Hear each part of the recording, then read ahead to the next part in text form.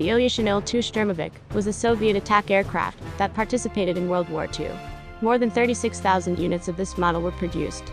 For each Hurricane built there were 3 Il-2s, and 5 for each Lancaster Mosquito. No other military aircraft has been manufactured in such quantities. The Soviets always viewed air power as a tool to support ground forces, and during the 1930s, devoted a great deal of attention to creating a heavily protected aircraft specialized in attack and close support. In 1935, the Kremlin issued a specification for an armored attack plane, specialized in knocking out armored vehicles and pockets of resistance on the ground. By 1938, the need became more urgent, and the Ilyushin and Sukhoi design bureaus set about the task. Sukhoi was by then overworked. Ilyushin, on the other hand, engaged a vast and capable team in the project. The new aircraft was designated BSH-2. It was powered by a 1,350 horsepower Mikulin AM-35 liquid-cooled engine, and accommodated the pilot and radio operator in tandem.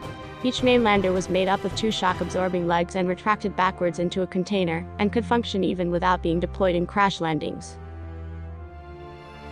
The wing, hydraulically operated flaps and tail were light alloy, but the front section of the fuselage was of mixed construction, while the lower part incorporated a shield of more than 700 kilograms that protected the engine, the cooling ducts, the radiator, the fuselage tanks and the cabins.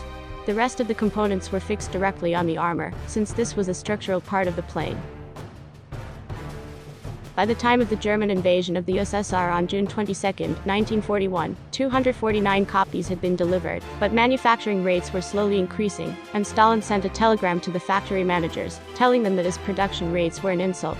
He added, "The Red Army needs the Il-2 plane as man needs both air and bread. I want production to increase."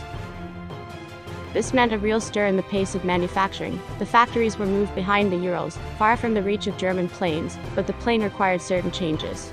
Much of the outer wing and tail sections were designed in wood. The 1,750 horsepower M38F engine was introduced, which provided an increase in overall performance despite increased armor weight up to 950 kilograms. The casualties caused by the enemy fighter were high, so the final version was the 2-seater. Despite Stalin's reluctance to accept modifications, Ilyushin was allowed to produce prototypes with a rear gunner, which began flying in March 1942. The Il-2 received many nicknames, the Russian flying tank pilots for its armor. German soldiers called it Black Death, and Luftwaffe pilots called it a cement plane. The Finns called it the tractor in reference to its endurance and low-level passes on the ground. The aircraft admirably resisted impact, its largest vulnerable point being the large ventral oil cooler. The Battle of Kursk was the greatest feat carried out by the Sturmovik Il-2. Despite the fact that during the first hours of the fight many suffered casualties at their respective airfields, they soon recovered and counterattacked the 9th Panzer Division, which destroyed 70 tanks.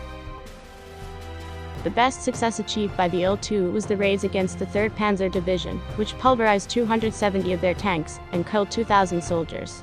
As World War II progressed, the Sturmovik became one of the most devastating aircraft to neutralize ground targets. The Il-2s behaved like true hunters of tanks, vehicles, and artillery pieces throughout all the campaigns of the Red Army. After World War II, the Il-2 remained in the service of the Soviet Union until 1950. Officially, the last Sturmovik Il-2 were withdrawn from active military service by Yugoslavia and Bulgaria in 1954.